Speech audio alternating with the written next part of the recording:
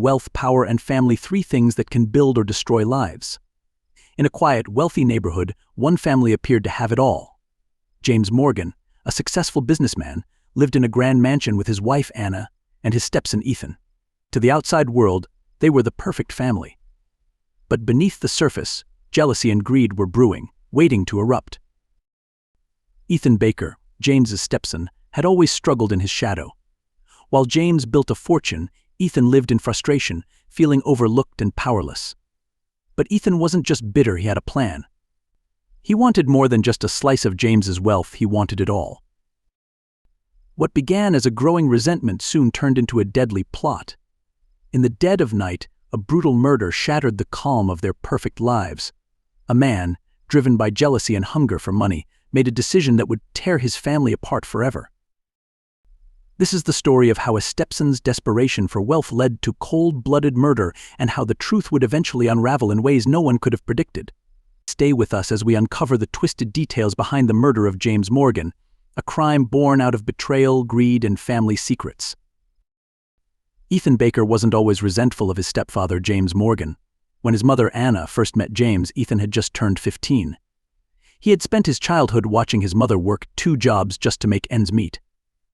The thought of a better life, one without the constant worry of eviction notices or an empty fridge, seemed like a dream come true. At first, Ethan thought James could be the father figure he had never had. James was rich, charming, and seemed to care deeply for his mother. But as time passed, Ethan began to see through the cracks in James's polished exterior. He noticed how James made all the decisions in the house, whether it was redecorating the kitchen or deciding where they went on vacations. His mother's opinions didn't seem to matter anymore. Ethan, who had always been close to his mother, now found himself sidelined. What started as mild irritation quickly grew into something darker. Ethan resented how James treated him, not with outright cruelty but with subtle dismissiveness. When Ethan turned 18 and mentioned going to college, James waved off his plans, claiming that it was better for him to join the family business. Ethan felt trapped. Even though James offered financial security, Ethan didn't want to be controlled or live under his stepfather's thumb for the rest of his life. James was growing more powerful in Ethan's eyes, both as a wealthy figure and as someone who had stolen his mother's affection. Anna, oblivious to the growing tension, often tried to ease the situation, brushing off Ethan's complaints about James with phrases like, "He's doing his best," or "He just wants what's best for us," but Ethan saw through it. James wasn't concerned about anyone's welfare except his own. It was during his 25th birthday party that the resentment hit its peak. Surrounded by James's wealthy friends and business partners, Ethan felt completely out of place. Everyone was praising James for his recent business deals, treating Ethan like a child at the grown-ups' table. Even when Ethan tried to contribute to conversations, his ideas were met with condescending nods or casual dismissal. James made a joke at his expense, something light-hearted about young men and their ambitions, but it stung deeply. Ethan spent the rest of the evening sitting in silence, his hatred for James burning in the pit of his stomach. That night, something shifted in Ethan. He no longer saw James as a person, he saw him as an obstacle, a barrier that needed to be removed. Ethan's thoughts turned dark, and he began to think about what his life would look like without James.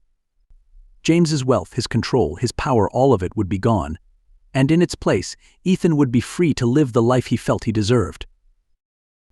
Ethan's obsession with getting rid of James grew. He couldn't shake the idea that the only way to reclaim his life was to eliminate James. The fortune James held over him, the estate, the wealth, the family business, it would all be Ethan's if James were out of the picture. And so, over the next few months, the seeds of murder were planted in his mind, slowly growing into a twisted plan. Ethan knew he had to be smart. Killing James couldn't be done in a fit of rage or in a moment of passion. He needed to make it look like an accident, something that no one would ever trace back to him. He began to study crime documentaries, reading up on famous cases of murder disguised as accidents. He researched everything, from forensics to the psychology of police investigations, until he felt confident he could pull it off. James's routine was predictable. As a man of discipline, James lived by a schedule. He attended business meetings in the morning, played golf with associates in the afternoon, and spent his evenings reading or enjoying a glass of whiskey in his study. Ethan used this predictability to his advantage. He observed James's habits for weeks, making note of the times when the house was quiet and when James was most vulnerable. But Ethan also had to consider Anna. He couldn't involve her in his plans or let her suspect anything. Anna was too kind-hearted, too trusting. If she found out what he was planning, she'd never forgive him. And so Ethan maintained the facade of the dutiful son, all the while plotting his stepfather's demise behind closed doors. The first step in his plan was to create the illusion of vulnerability in their home. James had invested heavily in a state-of-the-art security system, with cameras placed around the estate and alarms on every door and window.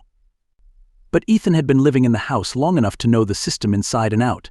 He knew where the camera's blind spots were and how to disable the alarms without triggering any alerts. He started small, subtly planting the idea of danger in James's mind. One evening, he left the kitchen window unlocked, knowing that James would find it the next morning and become paranoid about security.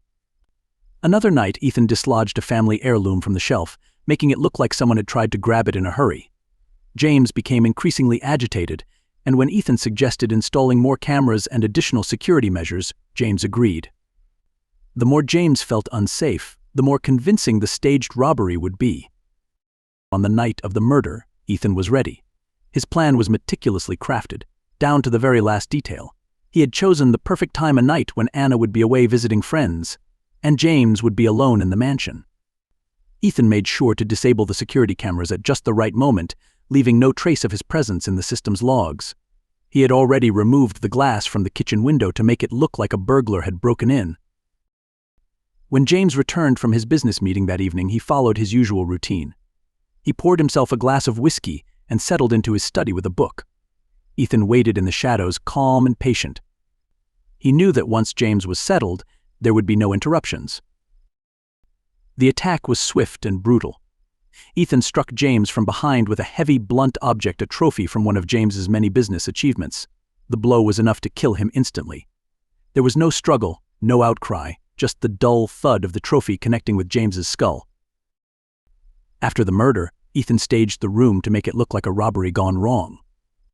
He scattered jewelry and valuables across the floor, opened the safe to make it seem like the intruder had been interrupted, and left the house through the kitchen window, making sure to leave enough evidence to suggest a break-in. He even slashed the tires of one of James's cars to make it look like the burglar had planned to escape in it before things went awry. Satisfied that he had covered all his tracks, Ethan cleaned himself up, reset the security system, and went to bed. In the morning, he would play the role of the shocked and grieving Stepson, and the police would believe that a violent robber had taken James's life. But Ethan's confidence would soon turn into dread as the investigation unfolded, and he realized that even the best-laid plans have a way of unraveling when faced with the truth. To enhance the narrative, we will deepen the psychological tension and add more drama to Ethan's unraveling and the investigation's progression. The expansion will explore the detective's growing suspicion, Anna's emotional turmoil, and Ethan's increasing paranoia, ultimately leading to his downfall. Let's expand these sections step by step, focusing on character development, plot twists, and keeping the readers engaged. The morning after the murder, the Morgan mansion was quiet, save for the distant hum of the housekeeper moving through the halls. Anna, unaware of the horror awaiting her, woke early. As she descended the stairs and crossed the marble floors, she noticed that the door to James's study was slightly ajar. Curious but unsuspecting, she pushed it open, only to find the room in shambles. Books lay scattered, the safe was open, and there, lying amidst the chaos, was James, motionless on the floor. For a brief moment, Anna froze, her mind unable to process what she was seeing. Then, a scream erupted from her throat, loud enough to send a shiver through the vast halls. Ethan, pretending to have just woken up, rushed downstairs, feigning shock and horror at the sight of his dead stepfather. He pulled his trembling mother away from the scene, wrapping his arms around her while she sobbed uncontrollably into his chest. The police arrived within minutes. They cordoned off the area, taking pictures, collecting evidence, and starting the first steps in what they believed to be a routine investigation of a robbery gone wrong. Ethan kept his composure, answering questions calmly and supporting his devastated mother. To everyone else, he appeared to be the picture of a concerned son and Stepson, doing his best to hold his family together in the wake of tragedy. At first glance, the crime seemed straightforward. Signs of forced entry, a broken window in the kitchen, valuables scattered, and the obvious struggle suggested a burglary gone awry. James's death, a result of blunt force trauma, fit the narrative of a panicked intruder killing him during a robbery attempt. For the first few days, the detectives, led by seasoned investigator Detective Olivia Reyes, focused on finding this so-called intruder. However, as they combed through the crime scene, interviewing neighbors and looking for leads, certain inconsistencies began to emerge. One of the first things that didn't sit right with the detectives was how precise the crime appeared. Yes, there were signs of struggle and chaos, but the way certain items were displaced felt almost staged. The jewelry and valuables scattered on the floor didn't seem to have been searched in haste, they appeared deliberately placed. Detective Reyes, who had worked on numerous homicides, had an instinct for when something wasn't quite right. She couldn't shake the feeling that the supposed intruder had been too careful, leaving no fingerprints or DNA behind. Ethan, still confident that he had committed the perfect crime, remained composed during these early stages of the investigation. He played the role of the grieving Stepson flawlessly, comforting his mother and doing his best to cooperate with the police. But as the days went on, small cracks began to form in his calm facade. He grew paranoid, constantly checking his phone for updates on the case and replaying the night of the murder in his mind. What if he had missed something? What if the detectives found a clue that linked him to the crime? Meanwhile, the detectives widened their investigation, speaking to friends and neighbors. They discovered that while Ethan had always portrayed himself as a dutiful Stepson, those close to the family had a different story to tell. Neighbors recalled hearing arguments between Ethan and James, with one particularly heated confrontation occurring just weeks before the murder. One neighbor, Mrs. Carter, even mentioned seeing Ethan storm out of the house late one night, muttering under his breath about how everything would be better soon. These details, though seemingly minor, began to cast doubt on Ethan's innocence. As Detective Reyes and her team dug deeper, they uncovered more troubling information about Ethan's financial situation. Despite living in luxury, Ethan had significant gambling debts. Bank records showed large sums of money leaving his account over the past year, and it became clear that he had been struggling financially. This revelation added a new layer of suspicion. Was it possible that Ethan had killed James to get his hands on the family fortune sooner? As the detectives connected the dots, Ethan's perfect plan began to unravel. Ethan had always been confident in his ability to outsmart the police, but as the investigation intensified, he found himself growing more and more anxious. Every time he was called in for questioning, he felt the pressure mounting. He tried to stay calm, but the detectives were relentless. They asked him the same questions over and over, each time probing for inconsistencies in his story. With each session, Ethan's answers became less confident, and his rehearsed alibi started to show cracks. Detective Reyes, sensing his growing discomfort, decided to shift her approach. Rather than confronting Ethan with direct accusations, she began to subtly imply that they were close to finding the intruder responsible.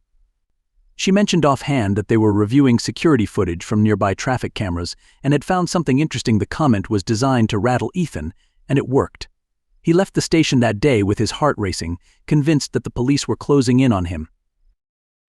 It wasn't long before the detectives uncovered the first real piece of evidence linking Ethan to the crime. They found that the burglary reports Ethan had filed in the weeks leading up to the murder had all been made from his phone. While this might not have been incriminating on its own, the timing and frequency of the reports raised suspicions. Why had Ethan suddenly become so concerned about home security right before James's death? The detectives began to suspect that the fake reports were part of a larger plan to set the stage for the murder. Their suspicions were confirmed when they took a closer look at the security footage from the night of the murder. Though Ethan had disabled the cameras inside the house, he hadn't accounted for the traffic cameras positioned near the mansion's entrance.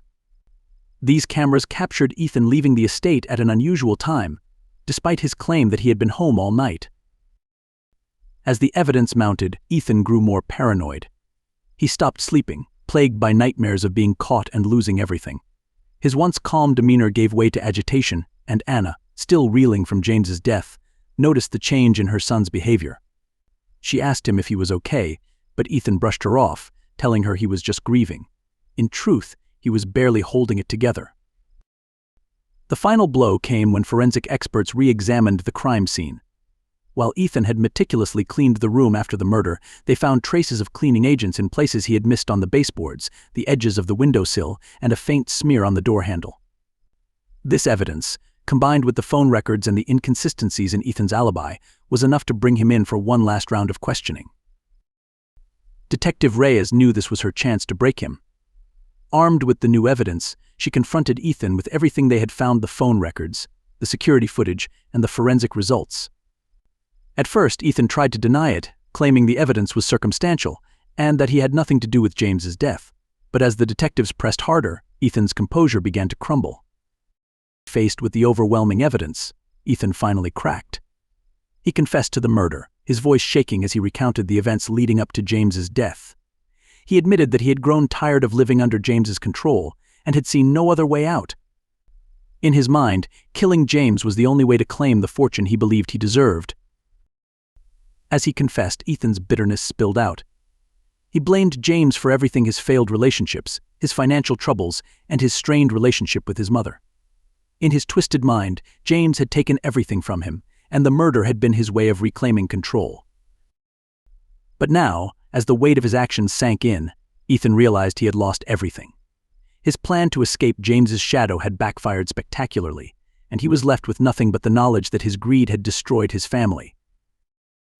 Ethan's confession sent shockwaves through the community, and the media quickly latched onto the sensational story of wealth, betrayal, and murder. The son of privilege, who had been living a life of comfort and opportunity, was now revealed as the cold-blooded killer who had ruthlessly murdered his stepfather for a fortune he believed was rightfully his. Headlines blared the details of the trial, and the public, hungry for every twist and turn, followed the case obsessively. The media painted a larger-than-life image of the crime, portraying Ethan as the prodigal son who had thrown away a life of luxury in exchange for greed. Reporters swarmed the courthouse each day, eager to catch even the smallest new detail, while pundits debated on national television whether this was a case of a man driven to the brink by a domineering stepfather or a calculating murderer who had never truly learned the value of hard work. The town where Ethan had grown up, a quaint, wealthy suburb, was no longer a quiet enclave for the elite, but a stage for a dark spectacle. The once quiet streets were filled with camera crews, and former neighbors who had once attended Ethan's birthday parties now whispered about his true nature. Over morning coffee. In court, Ethan sat in silence as the prosecution laid out the meticulous steps he had taken to murder James and cover his tracks. Prosecutor Rachel Stanton painted a damning portrait of Ethan as a calculating man, whose envy and resentment had festered for years until it reached a breaking point. She described how Ethan, unsatisfied with his life and drowning in debt, saw only one way out: by killing James and claiming his inheritance. The jury listened as Stanton detailed Ethan's obsessive planning, from disabling the security system to staging the scene of a fake robbery. Every move was methodical, and every step was executed with chilling precision. The evidence against Ethan mounted as Stanton introduced witness after witness, including a locksmith who testified that Ethan had called him weeks before the murder to inquire about disabling alarm systems. Neighbors testified to hearing raised voices coming from the Morgan household in the weeks leading up to the crime, with one claiming she overheard Ethan shouting, "I deserve better than this." The prosecution even presented footage from a hidden camera James had installed in his study, which showed Ethan lurking near James's desk in the days before the murder, rifling through papers and learning his stepfather's schedule. The most damning evidence, however, came in the form of phone records. Ethan had been careless, sending a series of texts to an unnamed associate in the days leading up to the murder, discussing what was referred to as the plan. Although Ethan's defense tried to argue that these texts were related to a business deal, the contents were vague enough to be easily interpreted as a plot to kill James. Ethan's defense team, led by high-powered attorney Mark Sullivan, attempted to paint him as a man under immense pressure.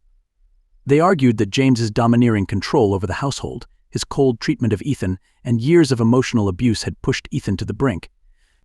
In their narrative, Ethan was a broken man, desperate for validation and overwhelmed by the expectations placed on him by his wealthy stepfather.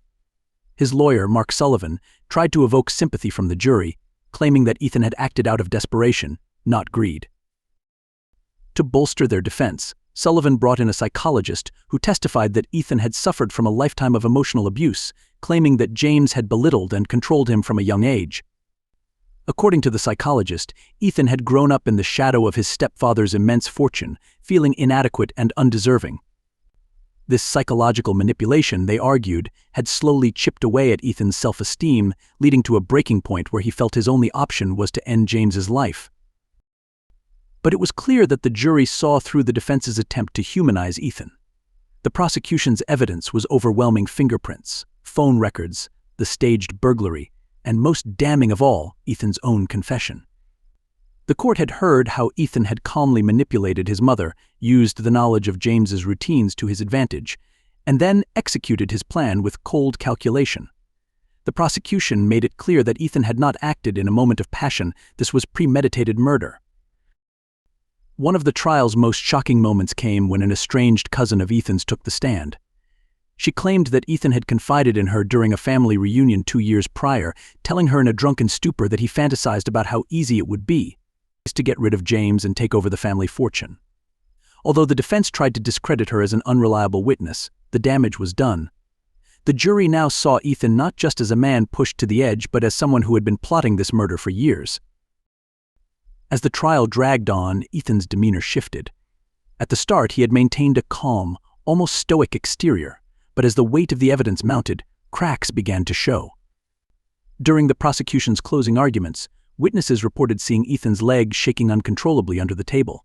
When it was time for him to speak on his own behalf, Ethan declined, letting his lawyer do all the talking. But the silence from the defendant spoke volumes. The trial was a grueling ordeal for Anna, who sat through every testimony, her face pale and drawn. She had lost not only her husband but now, in a different way, her son as well. As the trial continued, her heartbreak deepened. She withdrew further from public life, unable to reconcile the image of the son she had raised with the monster revealed in the courtroom. Friends and acquaintances spoke of Anna's isolation, noting how she rarely left her home and refused to engage with the media frenzy surrounding the trial. When the guilty verdict was finally delivered, it was swift and unanimous. Ethan was sentenced to life in prison without the possibility of parole. As he was led out of the courtroom in handcuffs, the cold mask he had worn throughout the trial cracked for just a moment, revealing a brief glimpse of regret or perhaps fear. But it was too late. The damage had been done, and the Morgan family, once a symbol of success and wealth, was left in ruins. The aftermath of the trial left a lingering sense of tragedy. Anna, devastated and broken, retreated into solitude, haunted by the betrayal and loss. The media slowly moved on to the next scandal, but the memory of Ethan's crime, driven by greed and resentment, remained a chilling reminder of how ambition and envy can destroy even the closest of family ties. In the end, Ethan's desire for wealth and control had led only to devastation, leaving behind a legacy of betrayal that would never be forgotten.